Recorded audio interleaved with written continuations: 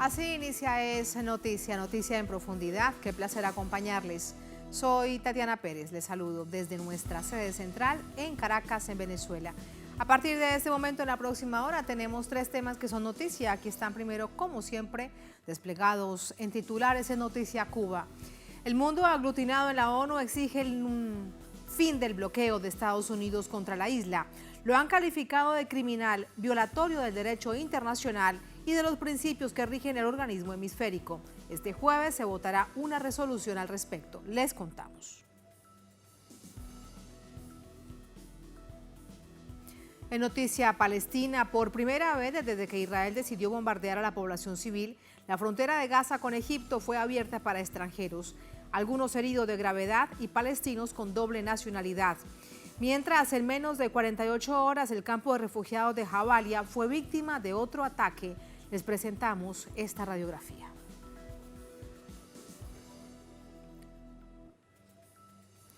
En noticia Honduras, lo que sería un trámite parlamentario habitual para elegir nuevas autoridades judiciales se constituye en un asunto de desestabilización. Así lo denuncia el presidente del Parlamento, que busca mecanismos legales para acabar con el vacío. ¿Qué hay de fondo? ¿Qué hay detrás? Vamos a averiguarlo. En noticia casi comienza. Bienvenidos, bienvenidas.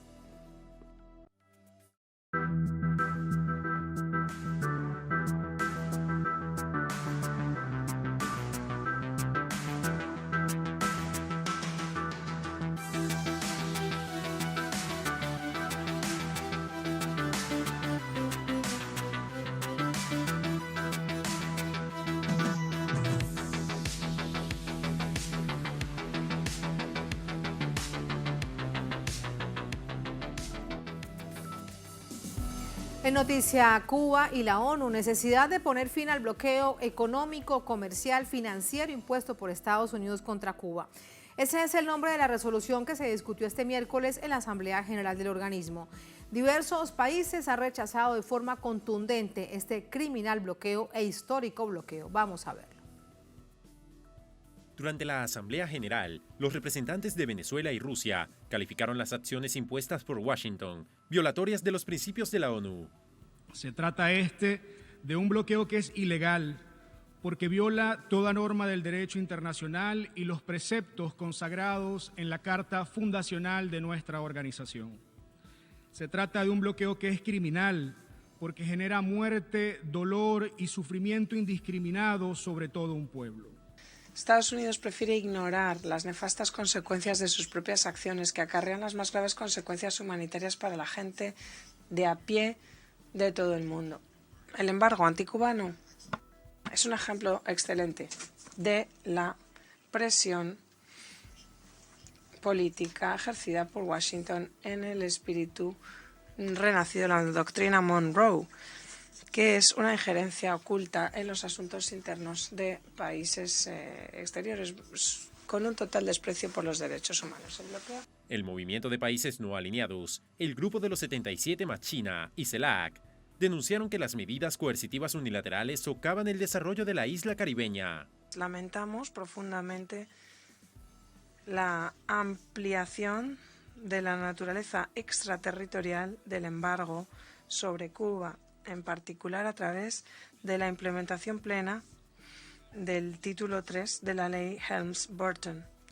La aplicación de dicha ley es una transgresión clara de la libertad de comercio entre las naciones, debido a su propósito intimidador al castigar cualquier transacción comercial o de inversión entre cualquier país y Cuba. El embargo económico, comercial y financiero es contrario a la letra, el espíritu, propósito y principios de la Carta de las Naciones Unidas y del derecho internacional. CELAC reitera su rechazo férreo y sin ambajes a la aplicación de medidas y leyes contrarias al derecho internacional, como por ejemplo la ley Helms-Burton, incluidos los efectos extraterritoriales y la persecución creciente de las transacciones financieras internacionales de Cuba. A esto, Santa Lucía en Voz por la CARICOM abogó por el fin del bloqueo impuesto por más de 60 años. Así, el Gobierno de Santa Lucía reitera su apoyo a las resoluciones sucesivas de la Asamblea General en las que se insta a poner fin al embargo económico, comercial y financiero contra Cuba. Estamos plenamente a favor del proyecto de resolución que se nos presenta hoy. En sus redes sociales, el canciller de Cuba, Bruno Rodríguez, agradeció el respaldo de la comunidad internacional ante las muestras de solidaridad. El bloqueo a Cuba inició en 1960. A partir de 1992, el máximo órgano de la ONU vota cada año contra el bloqueo. En 2022, por abrumadora mayoría, 185 países pidieron el levantamiento de las ilegales medidas. Hubo 2 en contra y 2 abstenciones. La sesión se reanudará este jueves con la participación del resto de oradores y con la votación del mencionado proyecto de resolución. Así entramos con el análisis. Para ello nos acompaña Juan Raúl Ferreira, es analista internacional, nos acompaña desde Montevideo, en Uruguay. Juan Raúl, buenas noches, bienvenido, ¿cómo estás? Buenas noches, Tatiana, como siempre para mí es un honor estar en tu programa. Muchísimas gracias, Juan Raúl. De nuevo observamos, como hace ya varios años, que hay prácticamente un consenso mundial, un consenso global dentro del sistema de Naciones Unidas en contra del bloqueo criminal de Estados Unidos contra la isla. Hoy de nuevo lo hemos visto en la voz de los representantes de la mayoría de los organismos, que son bastantes amplios, como por ejemplo el G77 más China y la NOAL dentro de la Asamblea de Naciones Unidas. ¿Qué impacto tiene esto cuando se presenta cada año y este es el mismo panorama? Bueno, lamentablemente uno tiende a ser pesimista cuando las cosas no cambian a pesar del gran consenso internacional en que se desarrollan. El bloqueo como método de presión política es una herramienta condenada como instrumento, no solamente su aplicación a Cuba y su aplicación a Venezuela.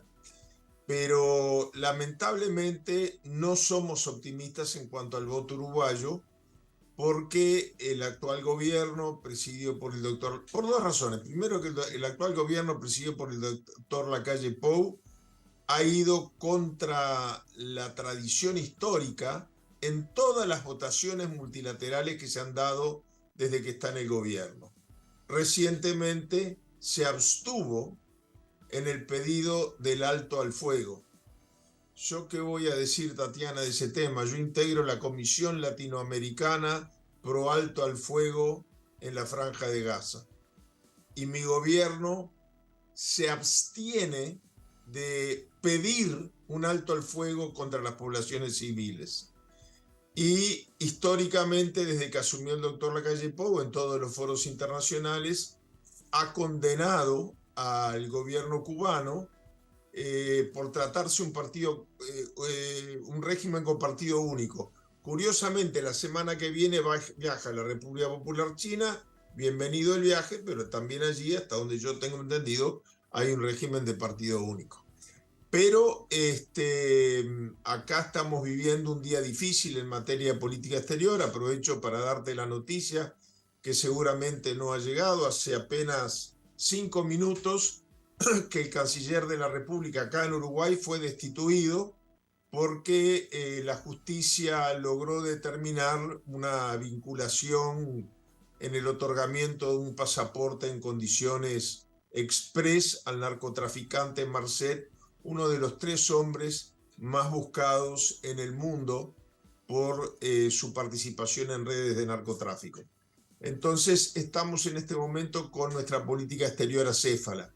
De todas maneras, yo creo que el mundo va a volver a condenar masivamente el bloqueo como herramienta, el bloqueo en su aplicación a Cuba en un momento tan difícil para la economía mundial y por lo tanto que afecta más a los países más vulnerables, y en el caso uruguayo por la violación de una vieja tradición uruguaya de condenar siempre este tipo de injerencia de Estados Unidos en la política interna de los países latinoamericanos. Juan Raúl, haciendo un poco de historia, fíjate que es importante recordar, son 60 años de este bloqueo económico, comercial, financiero en lo general, pero se trata de un bloqueo estructural porque ha afectado la vida cotidiana, la vida en general, el desarrollo del país durante todas estas décadas.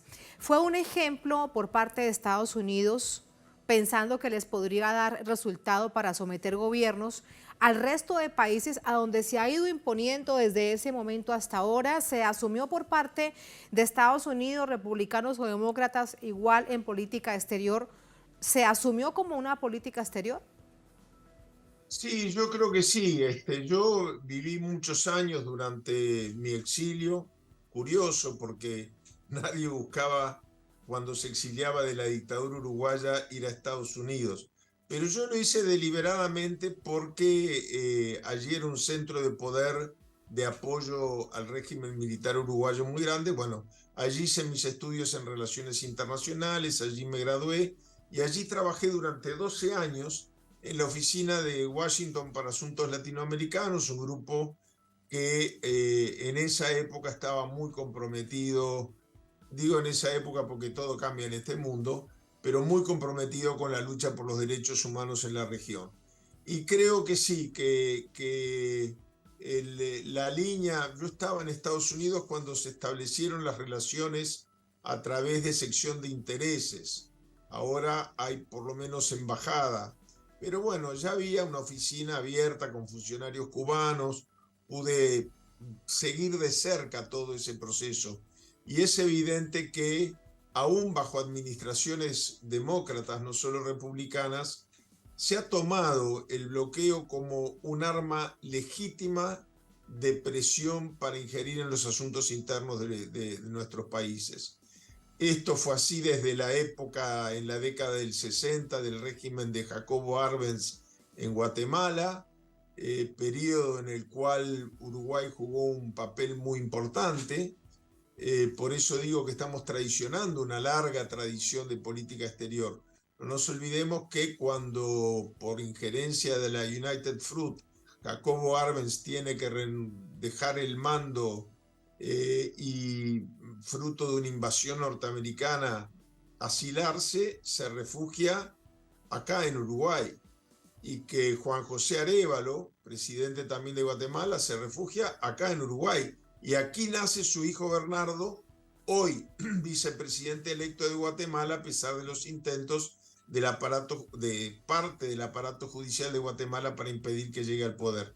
Yo creo que lamentablemente sí, Tatiana, el establishment político de Estados Unidos, conservador y liberal, creen que el bloqueo es un arma legítima, aunque, como tú bien señalas, perjudica mucho más a los sectores vulnerables que a cualquier otro. Lo mismo ocurre con los bombardeos de Israel a la Franja de Gaza. Perjudica a la gente más indefensa y más vulnerable. Naciones Unidas siempre ha estado en el lado correcto en este tema, pero lamentablemente Uruguay ahora se suma a ese pequeño puñadito de países que van remando contra la historia. Porque con muy pocos cambios lo que hemos observado en estos años es que hay 2 votos en contra en general, Estados Unidos por supuesto, Israel que lo secunda y lo acompaña en todo, y 2 abstenciones hubo el año pasado. Veremos cuál será la votación de este jueves. Ahora, nos estabas hablando de lo que sucedía hace minutos. De hecho, a través de la red social X nos contaba nuestro corresponsal en Uruguay, Mateo Grillé. Así que a propósito de eso que nos has dicho, Juan Raúl, vamos a ponerlo en pantalla y ya tengo una pregunta en materia de política exterior que hacerte, por supuesto, sobre Uruguay. Dice nuestro corresponsal Mateo Grillé, hace minutos, en medio de una gira por Estados Unidos, renunció el ministro de Relaciones Exteriores de Uruguay, Francisco Bustillo, tras pedirle a la ex viceministra Carolina H. que perdiera, miren ustedes en el entrecomillado, que perdiera su teléfono para evitar brindar información sobre el caso del narcotraficante Sebastián Marcet, que tiene bastante historia ya, que no es de ahora, que tiene más de un año de historia, teniendo en cuenta desde dónde comenzó todo este proceso, además, en qué lugar se le entregó a este narcotraficante credenciales para salir del país. Ahí está entonces la información de Mateo Grillé. Y la pregunta, Juan Raúl, pues es que esto es doble moral, porque es un verdadero escándalo lo de este narcotraficante, pero mira cómo se mantiene la política exterior en este momento de Uruguay. Sí, exactamente, porque nadie sabe quién será el nuevo canciller, pero todo el mundo sabe que el doctor Lacalle Pou no va a desistir de ese caballo de batalla que es atacar a Venezuela y a Cuba en todos los foros internacionales y hacer la vista gorda cuando hay serias violaciones de derechos humanos de verdad en países que tienen regímenes de derecha. Esto ya es una política oficial de la coalición llamada Coalición Multicolor, que integran el Partido Nacional, el Partido Colorado, el Partido Independiente y el Partido Militar, que acá lleva el nombre de Cabildo Abierto, como reminiscencia a las asambleas populares de la época de la colonia. Pero en todo caso, sí, la información de Mateo, como siempre, es un gran corresponsal, es muy adecuada, muy justa. A lo largo del día se vienen precipitando las noticias y como en el día de hoy la ex subsecretaria de Relaciones Exteriores declaró ante la justicia, bueno, ya sabemos que el viernes el ahora ex canciller deberá declarar ante la justicia en carácter de indagado y bueno, y estaremos todos a lo que la justicia decida, pero además de lo que dice Mateo, porque se supo con posterioridad, no fue solamente el hacer desaparecer los celulares, borrar sus contenidos, sino además quitar de la investigación administrativa que llegaba al ministerio toda referencia al contenido de esas conversaciones de los celulares, en lo que evidentemente es una falsificación de documento público. Además de eso, hubo una interpelación en el Parlamento donde queda demostrado que el ministro Bustillo mintió. Dijo que no tenía cosas de conocimiento y ahora no tenía conocimiento de ciertas cosas que ahora aparecen en los audios, que no solamente sabía, sino que dio las instrucciones para que el pasaporte se emita. Tanto él como las autoridades del Ministerio del Interior, con plena conciencia de la peligrosidad del narcotraficante Sebastián Marzat. Así es importante que nos recordaras toda esta historia de este narcotraficante y ahora, bueno, que le cuesta el cargo al canciller de Uruguay. Veremos en las próximas horas a quién nombran en su reemplazo. Para despedirte, Juan Raúl, y volviendo al tema que nos ocupa, que es Cuba, y bueno, en este contexto además todo lo que significan estas acciones coercitivas unilaterales, que es además el término técnico, hay evidentemente una violación del derecho internacional, pero tal como sucede con la Franja de Gaza, con Palestina, hay principios de Naciones Unidas que no se respetan. ¿Hay alguna línea, algún camino para que naciones como Estados Unidos e Israel en algún momento se les exija, se les ordene que tienen que respetar ese derecho internacional que ellos mismos crearon? Me refiero a Estados Unidos.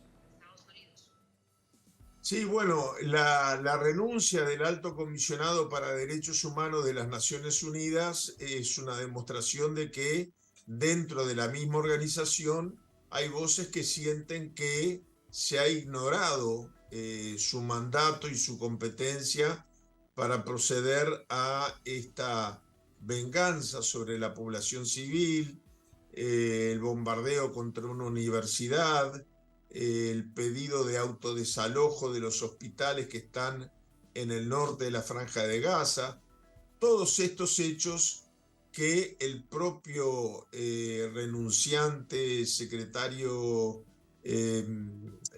alto comisionado para Derechos Humanos de Naciones Unidas advierte que se tratan de crímenes de lesa humanidad, crímenes de guerra. Creo que es muy triste que el mundo tenga que presenciar la impunidad con la que está actuando Israel. Yo quiero decir, porque acá en Uruguay es un lobby muy fuerte, que hay que tener cuidado para saber expresar con total vehemencia la condena que merecen estos hechos, sin que se nos pretenda acusar de antisemitistas o... Yo, por ejemplo, tengo amigos muy entrañables en lo personal, judíos que viven en Israel y que están organizando los movimientos dentro de Israel para pedir un alto el fuego y condenar la política belicista de Netanyahu. Entonces no hay que confundir los ciudadanos israelíes con los israelitas que viven en la diáspora, y los israelitas que viven en la diáspora tienen que saber que hay hermanos de ellos en Israel que están arriesgando su vida por militar por la paz y que tienen una buena relación con sus vecinos palestinos y que quieren la paz como quiere la población palestina. Este es un conflicto de gobiernos y bueno, y uno no puede dejar de ser sospechoso. El primer ministro Netanyahu tenía los días contados y también igual que el canciller nuestro, una orden de presentación ante los tribunales de justicia. Y ahora de ese tema ya no se habla y preside un mal llamado Gabinete de Unidad Nacional. Pero hasta ahora... Claro, y sí, hay, hasta ahora Juan, Israel está actuando con total impunidad. con total impunidad. Hay más de 8.000 personas asesinadas por las bombas de Israel, por los ataques de Israel, 900 masacres, más de 3.500 niños. Es que se dice fácil, pero es extremadamente doloroso. Más de 2.000 mujeres que han sido asesinadas. Juan Raúl, muchísimas gracias por tu análisis. Buenas noches. A ti, Tatiana, y un placer de estar en tu programa nuevamente. Muchísimas gracias. Hasta luego. Así vamos a la primera pausa en esta emisión de Noticia a propósito de Palestina. Por primera vez desde que Israel decidió bombardear a la población civil, la frontera de Gaza con Egipto fue abierta para extranjeros, algunos heridos de gravedad, decimos solo algunos, dada la inmensidad, la enormidad que hay de personas heridas de gravedad. Y palestinos con doble nacionalidad. En tanto, en menos de 48 horas, el campo de refugiados de Jabalia, uno de sus barrios, fue víctima de otro ataque. Les presentamos esta radiografía al volver en el Noticiero.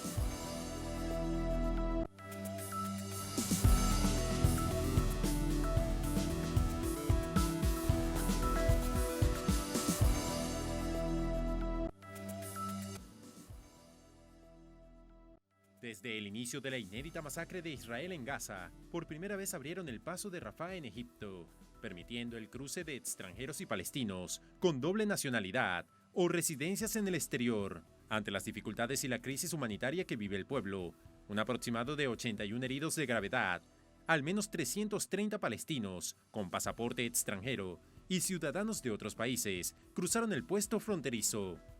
No había combustible en el coche. Logramos agregar un poco de aceite y luchamos para que funcionara hasta que pudimos llegar al cruce. No había ningún coche en el camino y teníamos miedo de no llegar al cruce.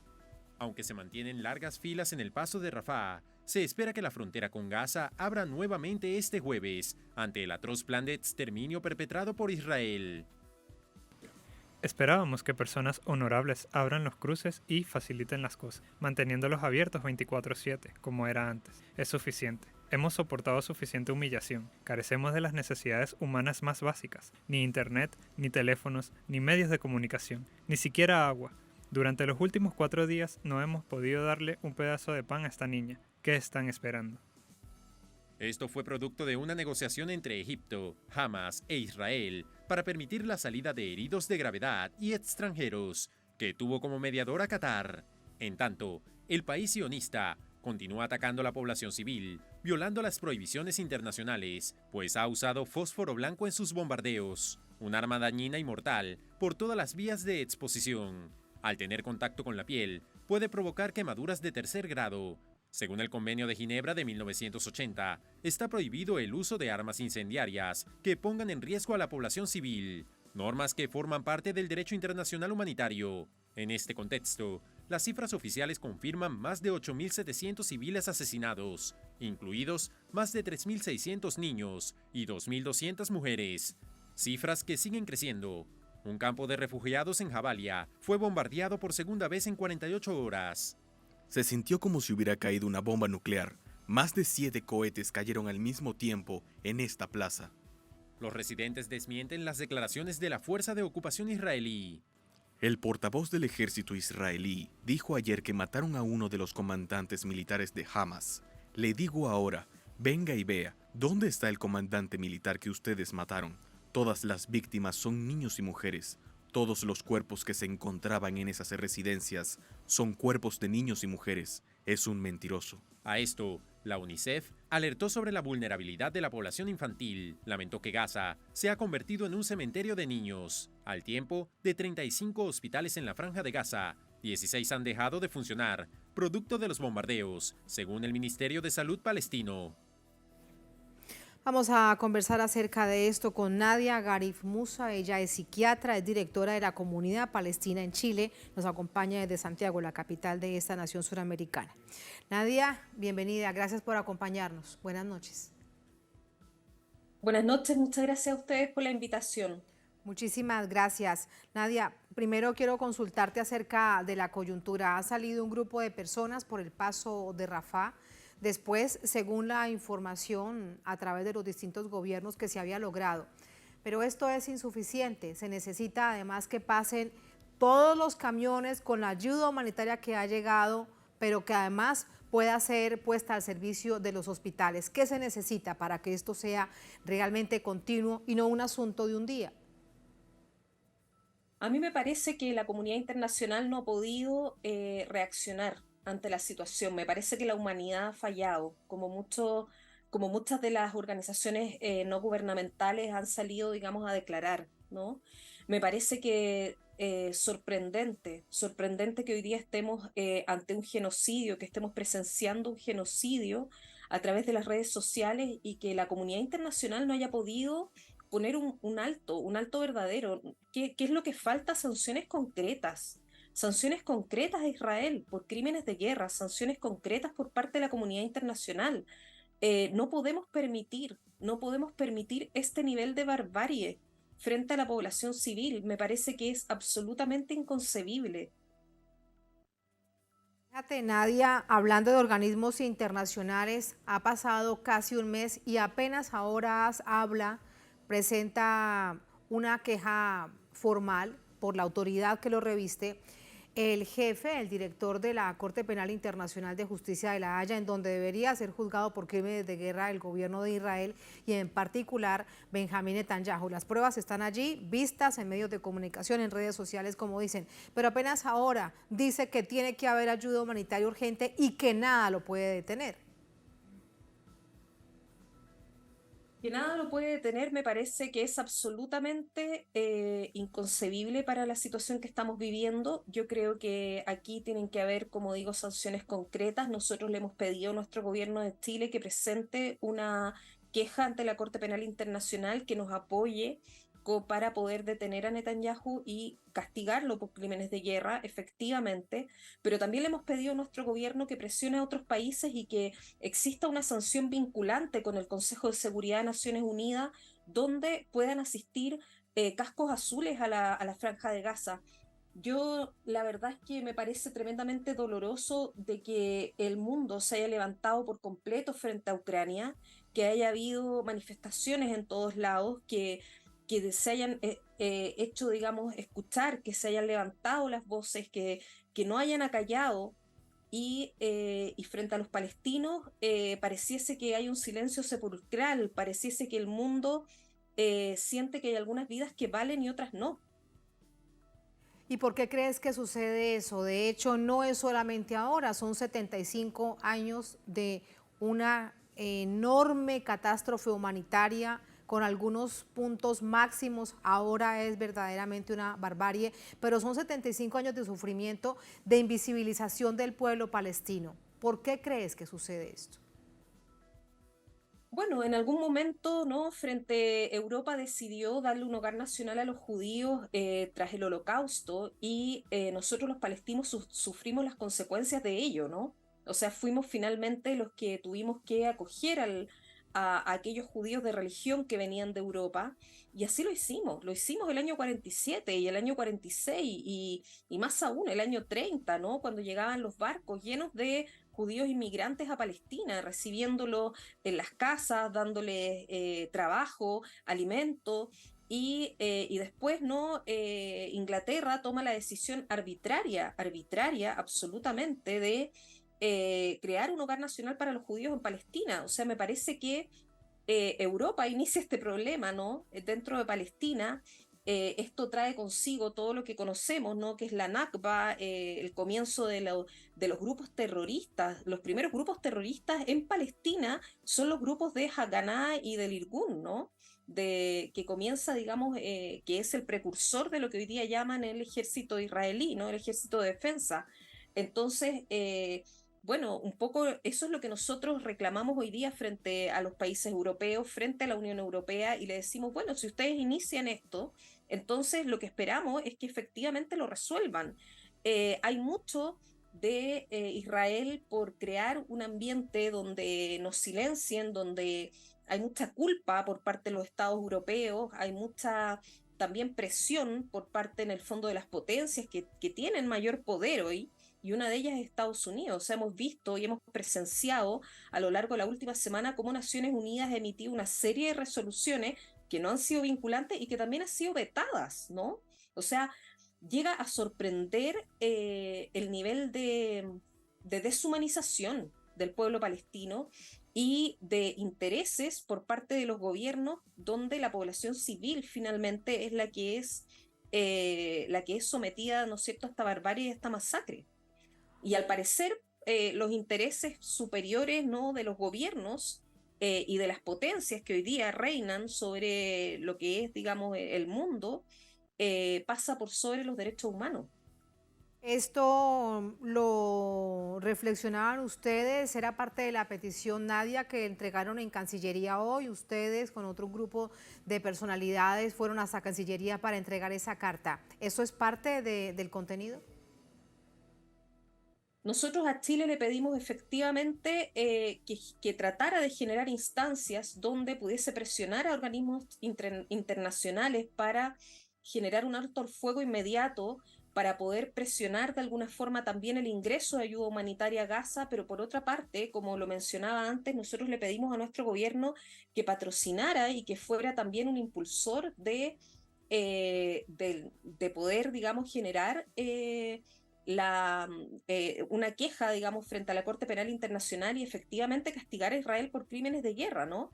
Y por otra parte, pedirle también a nuestro gobierno que, si bien Chile no está presente dentro del Consejo de Seguridad, que pudiese generar acciones en otras instancias internacionales y que pudiese ser un ejemplo. Nosotros lo que le pedimos concretamente a nuestro gobierno, además de generar esta queja frente a la Corte Penal Internacional, y digamos permitir y alzar la voz por un alto al fuego, es que le pedimos que siendo la comunidad palestina más grande fuera del Medio Oriente, les pedimos concretamente que llamara a consulta al embajador de Israel, ¿no?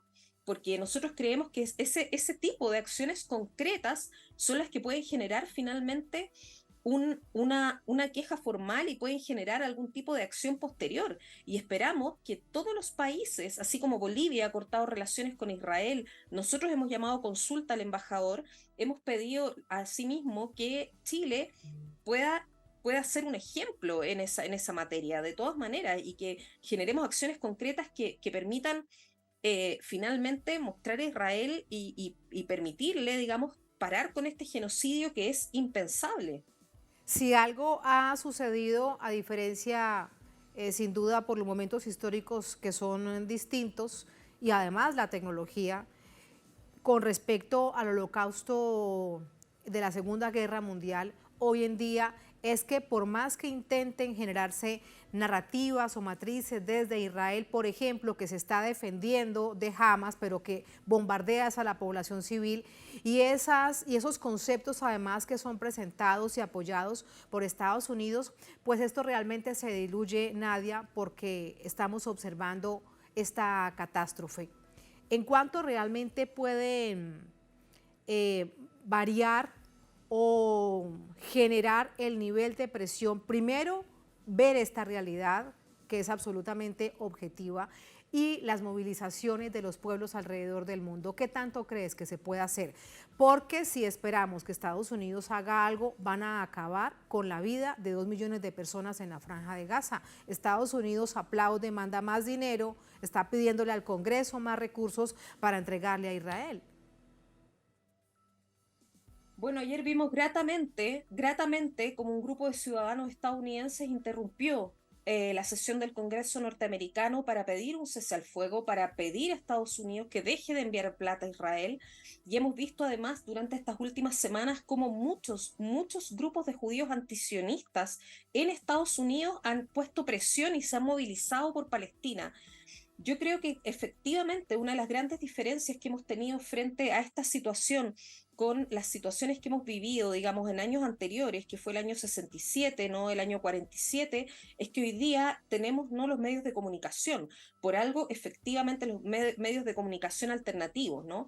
Por algo efectivamente Israel toma la decisión hace algunos días de cortar el internet de Gaza, porque finalmente la presión internacional, la presión de los pueblos, se ha dado por este horror que hemos vivido en las redes sociales. O sea, el ver un genocidio en vivo yo creo que ha sido horrendo para todo aquel que se considere humano, y ahí se desdibuja absolutamente, ¿no?, esta imagen de los terroristas, los malos terroristas, ¿no?, versus el ejército israelí que al parecer viene como a salvar de alguna forma dentro de la narrativa israelí al mundo del terrorismo, ¿no? Y lo que vemos son ciudadanos civiles, son restos de cuerpos de niños, son millones de niños mutilados y masacrados por Israel. Y yo creo que eso efectivamente ha hecho que vaya cambiando un poco el concepto, y vaya cambiando un poco el concepto a nivel mundial, y hoy día el mundo se esté preguntando de alguna forma de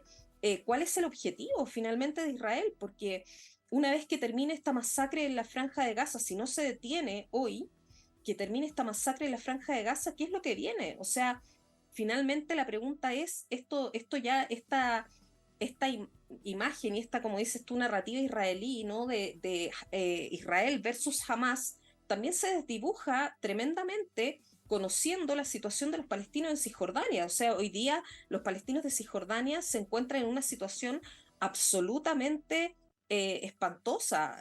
No existe ley dentro de Cisjordania, los colonos israelíes están todos armados y la población en Cisjordania está aterrada por la situación que se está viviendo, y se preguntan también ellos mismos qué es lo que viene, qué viene con nosotros, qué viene con nosotros después de lo de Gaza. Después de lo de Gaza venimos nosotros, ¿no?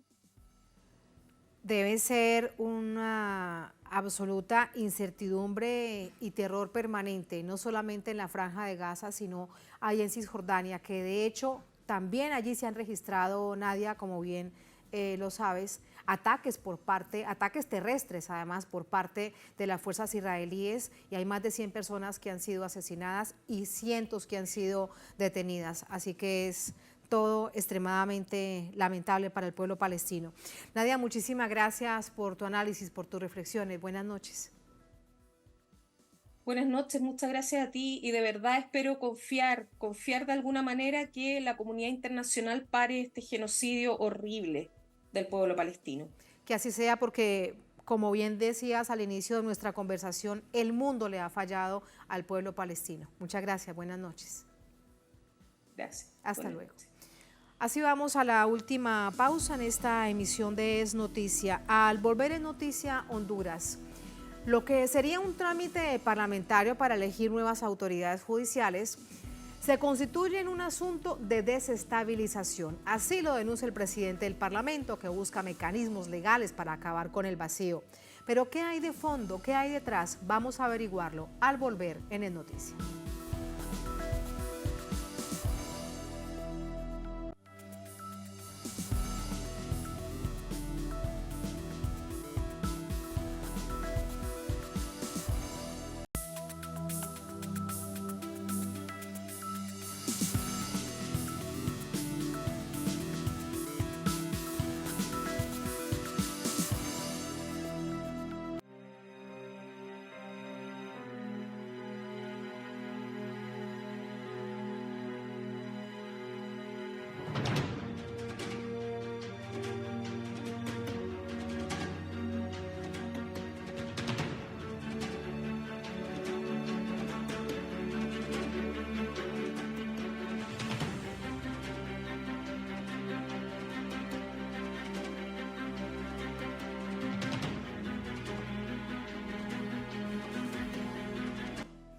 En Noticia Honduras, el presidente del Congreso denunció que la oposición intenta dar un golpe de Estado. De nuevo, el nombramiento de las máximas autoridades judiciales, en este caso de la Fiscalía, es usado por la clase política tradicional para generar un escenario de violencia. Vamos a verlo. En pleno uso de sus funciones como presidente del Parlamento, Luis Redondo anunció que el nuevo fiscal general y titular del Ministerio Público es Joel Zelaya y el fiscal adjunto es Mario Morazán.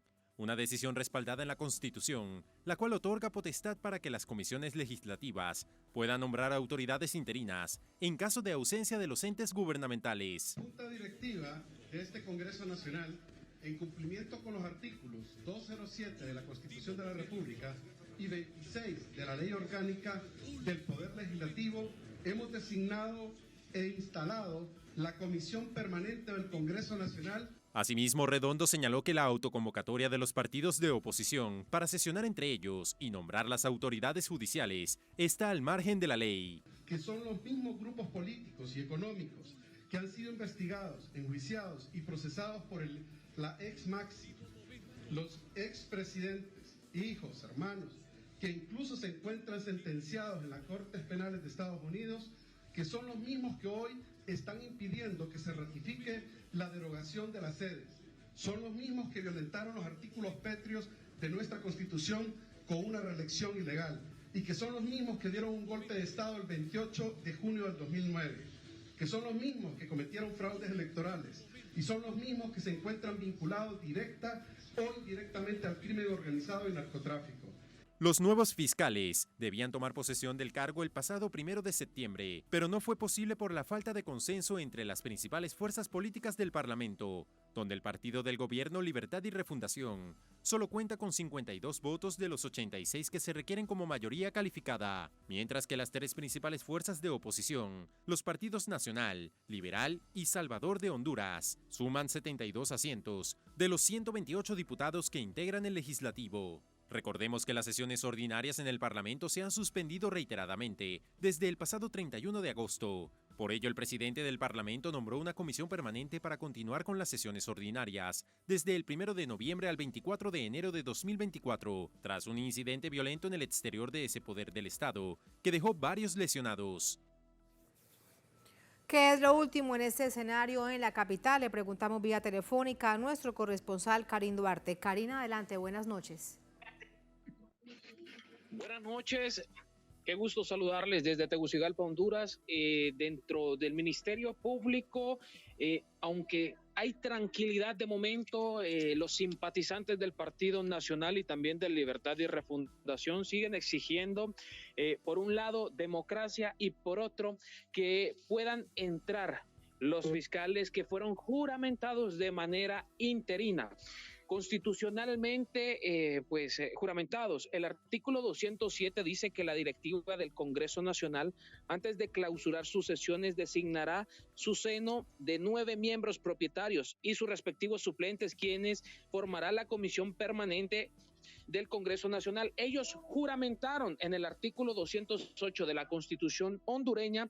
Dicen que las atribuciones de esta directiva es elegir interinamente en casos de falta absoluta a los sustitutos de los funcionarios que deben ser designados por el Congreso Nacional. Y los funcionarios que son designados es el fiscal general y su adjunto. Y como no hubieron consensos, entonces todo se base en respeto a la ley y a la Constitución hondureña. De momento hay paz, no como en horas de la tarde, que sí hubo un enfrentamiento donde arrojaron piedras como proyectiles, hubieron simpatizantes del Partido Nacional que sí estuvieron armados, y se espera que en las próximas horas o el día de mañana ya lleguen los Joel Zelaya y Mario Morazán a tomar posesión del Ministerio Público y seguir esta lucha contra la corrupción y la impunidad, que es una de las tareas encomendadas por la mandataria Xiomara Castro, y la lucha de el presidente Luis Redondo, cuando ha denunciado intentos de golpe de Estado a su junta directiva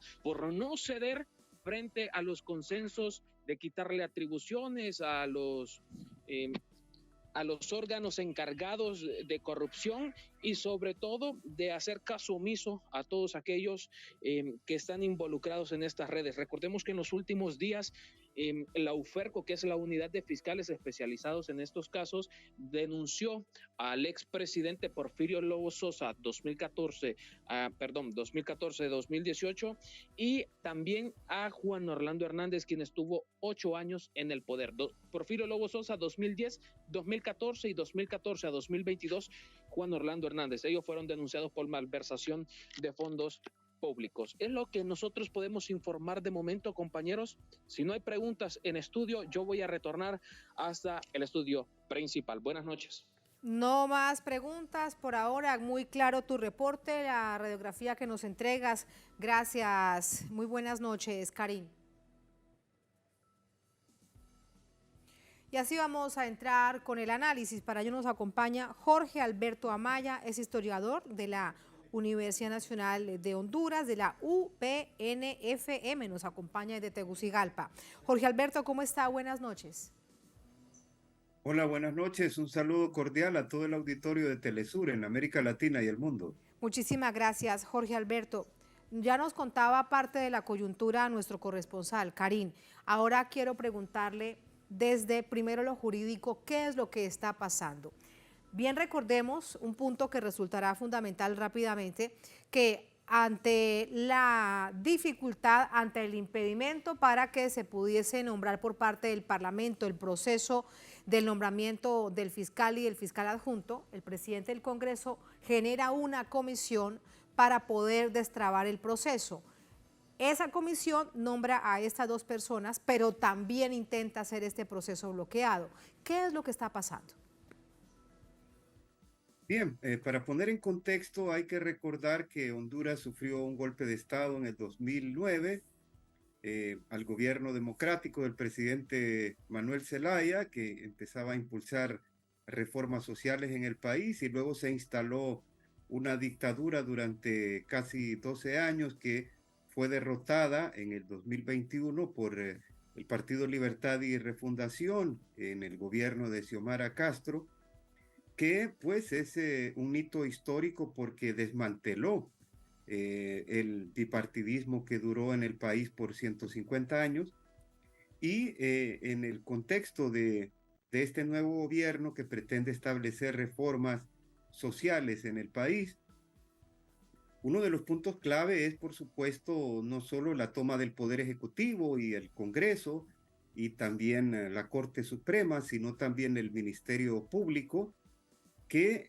este año hizo convocatoria para nuevas autoridades de fiscal general, el representante del pueblo, y su fiscal adjunto, pero como dijeron ahora previamente ustedes en el noticiario, no hubo un acuerdo de las fuerzas políticas, sobre todo por la oposición de las dos grandes fuerzas políticas tradicionales, el Partido Nacional, que es el Partido Conservador, y el Partido Liberal, que se oponen a la instalación de un fiscal sugerido por el gobierno de doña Xiomara Castro y de Libertad y Refundación, sobre todo pienso yo por dos o tres cosas fundamentales.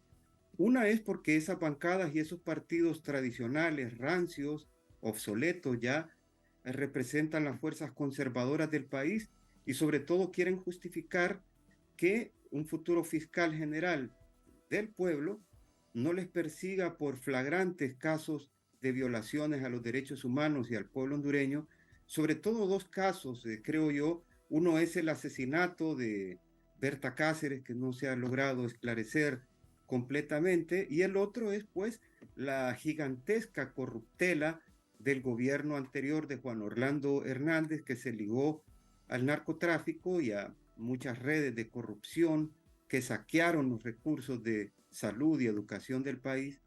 Entonces, pues lo que hizo ayer el Congreso Nacional fue buscar una vía legal para realmente poner a un fiscal que represente los intereses del pueblo. Claro, Jorge, aquí con respecto a la decisión que toma el Congreso, es una acción totalmente legal, está dentro de la Constitución, no hay forma que luego la oposición, estos partidos tradicionales de oposición, salgan a decir que es inconstitucional?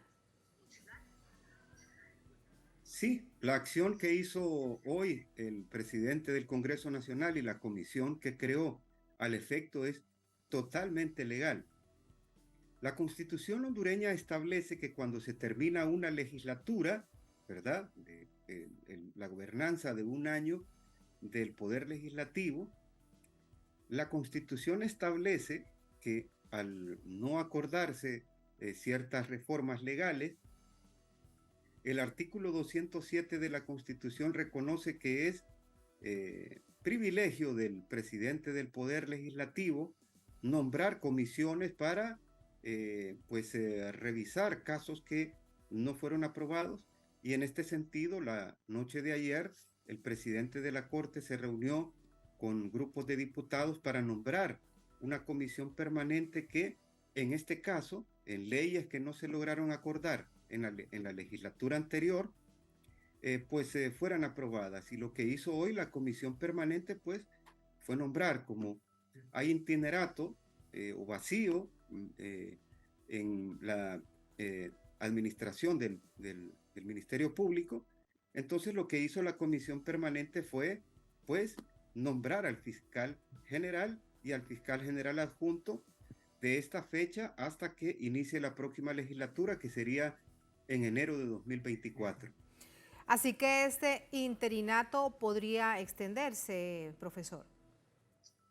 Sí, desde luego se puede extender, o igualmente puede caber la posibilidad que en el futuro, no lo creemos, pero puede haber la posibilidad que en el futuro las fuerzas políticas pues busquen algún acuerdo para lograr nombrar a un fiscal ya en total autoridad para ejercer pues esas funciones. Pero lo más probable, lo que nosotros prevemos es que después de enero de 2024, lo más posible es que siga el fiscal que fue electo legalmente, volvemos a reiterar, el día de hoy. Sobre todo por este escenario tan complejo políticamente, con esos partidos de oposición en contra del gobierno de la presidenta Xiomara Castro de Zelaya. Ahora me queda algo por preguntarle. Cuando nos hablaba de todas estas redes de corrupción, una sobre los autores intelectuales, que sigue muy enredado el caso para destrabar quién mandó a asesinar a la reconocida líder ambientalista Berta Cáceres, y el segundo tema con respecto a la corrupción y las mafias. ¿Cuánto de eso sigue aún enquistado en el gobierno, en el poder? Además, recordando que el expresidente Juan Orlando Hernández está pagando una enorme condena, larga condena en Estados Unidos por narcotráfico, pero ¿cuánto de todas esas redes siguen enquistadas en el poder hondureño? Sí, efectivamente, como recordarán, el expresidente Juan Orlando Hernández fue requerido por la justicia norteamericana y pues fue llevado extraditado a Nueva York, y allá está preso. Pero imagínense las redes de corrupción en América Latina y sobre todo en países con bastante debilidad institucional como los países del Triángulo Norte de Centroamérica. Realmente son redes muy poderosas que están vinculadas con el crimen organizado, con el narcotráfico y con diferentes mafias. Entonces, a pesar de la contundente victoria de Libertad y Refundación en las elecciones de 2021, pero las redes continúan, ¿verdad? Y es que fueron casos de saqueo sistemático de los recursos del Estado gigantescos. No solo la impunidad por los asesinatos de líderes populares, sino también el saqueo de recursos del Estado destinados a educación y salud principalmente. Entonces, el temor de, sobre todo, estos partidos tradicionales y de algunos diputados, ¿verdad? Porque no son todos, ¿verdad?, los de esos partidos, pero de algunos diputados de los grupos de mayor poder, es ser requeridos por un fiscal que vaya a representar los intereses del pueblo. Yo creo que ese es el pataleo, como decimos en Honduras, de estos grupos fácticos, ¿verdad?, de que un día sean llamados a la justicia para pagar por los males que le hicieron al pueblo hondureño. Muchísimas gracias, Jorge, profesor, por ese análisis. Buenas noches. Buenas noches, a la orden. Y por ayudarnos a comprender lo que ha sucedido. Muchas gracias. Hasta luego. Un saludo fraterno. Hasta luego. Hasta luego. Muchas gracias. Gracias a ustedes por habernos acompañado. Ponemos punto final a esta emisión de Noticia. Un placer. Hasta mañana. Sigan con nosotros.